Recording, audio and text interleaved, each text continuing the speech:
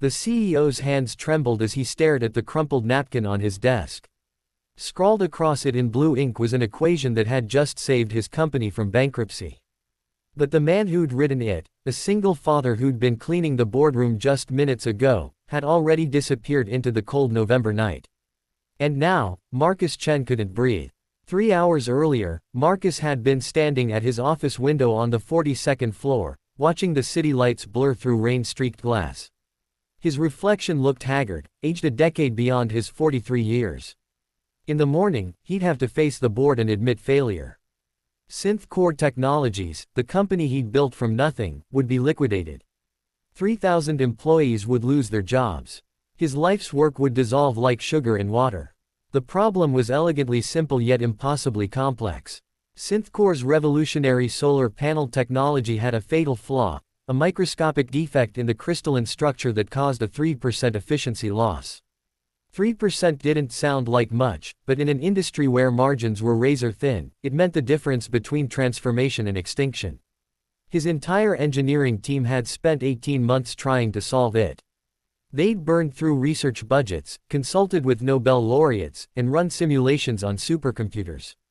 Nothing worked. Marcus loosened his tie and returned to his desk, where financial projections glowed ominously on his screen. Red numbers everywhere. The presentation for tomorrow's board meeting sat half finished, each slide a small eulogy for his dying dream. He'd founded Synthcore with a vision of democratizing solar energy, making it affordable for every household in America. Now that dream was imploding, taking millions of investor dollars and thousands of jobs with it. A soft knock interrupted his spiral of despair. "Mr. Chen, sorry to bother you, sir. Just need to empty the trash." Marcus glanced up to see the night janitor, a man he'd passed countless times in hallways but never really noticed. Tall, lean, probably in his late 30s, wearing the standard gray custodial uniform. There was something gentle in his brown eyes, a quiet dignity despite the mop in his hands. "It's fine. Come in," Marcus muttered, returning his attention to the screen. The janitor worked quietly, methodically emptying waste bins and wiping down surfaces. Marcus appreciated the silence. Everyone else in his life wanted to talk, to offer empty reassurances or prematurely commiserate. This man just did his job. "Working late again, sir," the janitor observed, not quite a question.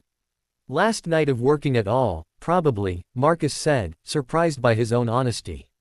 Maybe exhaustion had stripped away his professional filter.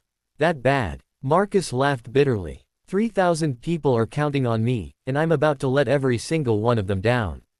Including you, I suppose." The janitor paused, wringing out his mop. "The crystalline defect in your photovoltaic cells." Marcus's head snapped up. "What did you just say?" A faint smile crossed the man's weathered face. "I listen to things. Your engineers talk in the break rooms. I've heard about the problem." He hesitated, then added, "Sounds like you're approaching it wrong." Something about his tone made Marcus sit forward. "Wrong how? You're trying to eliminate the defect, right? Purify the crystal structure completely. But what if the defect isn't the enemy? What if it's trying to tell you something?" Marcus felt a strange electricity in the air. "Keep talking." The janitor set down his mop and approached the desk tentatively, as if crossing an invisible boundary. "May I?" He gestured toward a notepad. Marcus pushed it across the desk along with a pen. The janitor picked up both, but his hands were rough and calloused. The pen slipped from his fingers. "Sorry," he said softly. "I'll use my own." He pulled a blue ballpoint from his shirt pocket and grabbed a napkin from Marcus's takeout container instead. Then he began to write.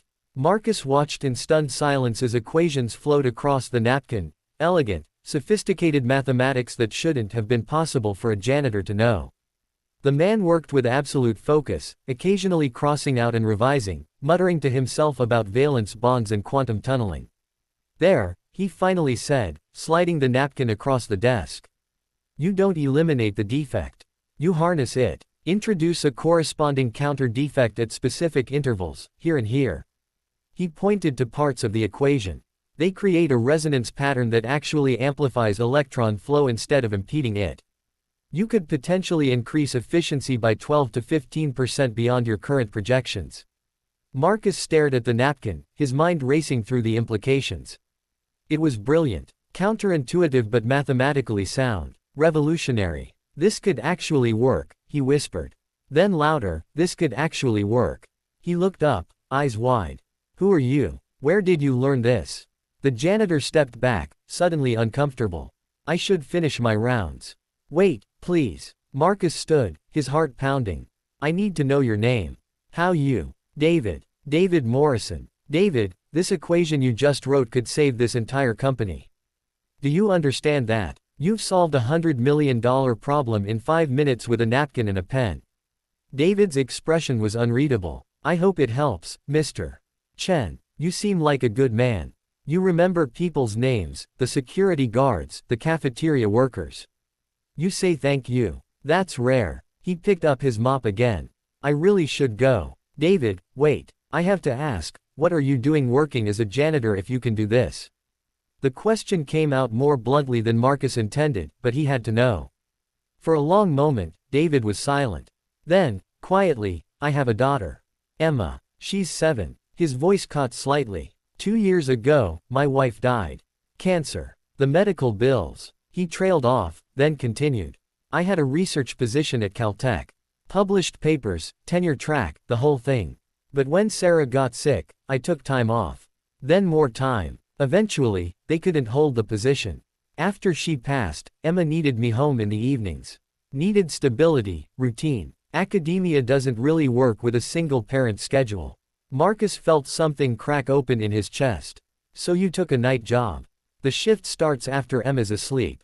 My neighbor, Mrs. Chen, no relation to you, I assume, she watches Emma for a few hours. I'm home before dawn. Emma never has to wake up alone. David's voice was steady, but his eyes held oceans of quiet sacrifice. It's not ideal, but it works. She's doing better now. That's what matters. David, Marcus couldn't find words adequate to the moment. Here was a man who'd given up everything for love, who cleaned floors despite having a mind that could revolutionize industries. And he'd just handed Marcus the solution that would save 3,000 jobs as casually as one might share the time. I should really go, David repeated. Emma sometimes has nightmares. I like to be there. Wait. Marcus grabbed a business card and wrote his personal cell number on the back. Please, take this. I need to verify this solution with my team, but if it works, when it works, I want to do something for you. I need to do something for you. David accepted the card with obvious reluctance.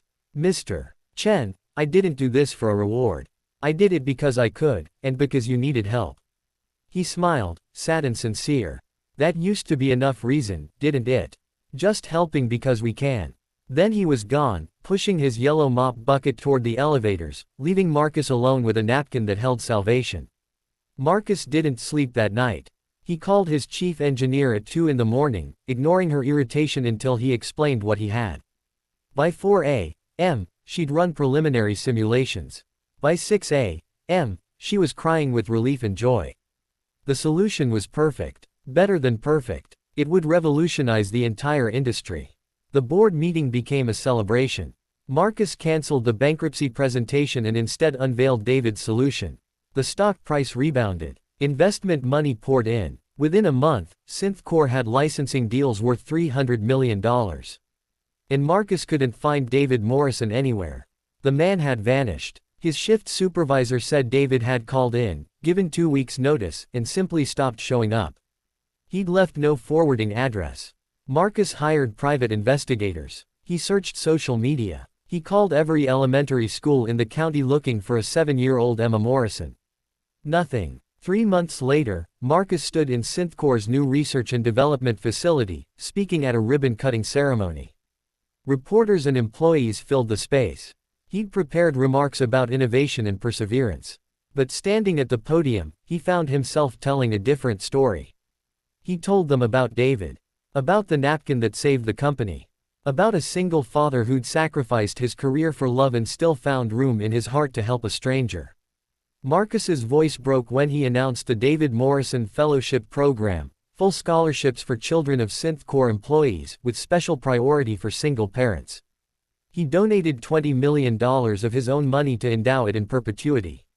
Somewhere out there is a man who showed me what real integrity looks like, Marcus said, tears streaming down his face unashamedly. He solved our problem not for recognition or reward, but simply because he could. Because helping others is what humans are supposed to do for each other. David, if you're watching this, thank you. And I'm still looking for you. The video went viral. National news picked up the story. Social media exploded with theories and sightings. The hashtag Find David Morrison trended for weeks. And then, one quiet Tuesday evening, Marcus's phone rang with an unknown number.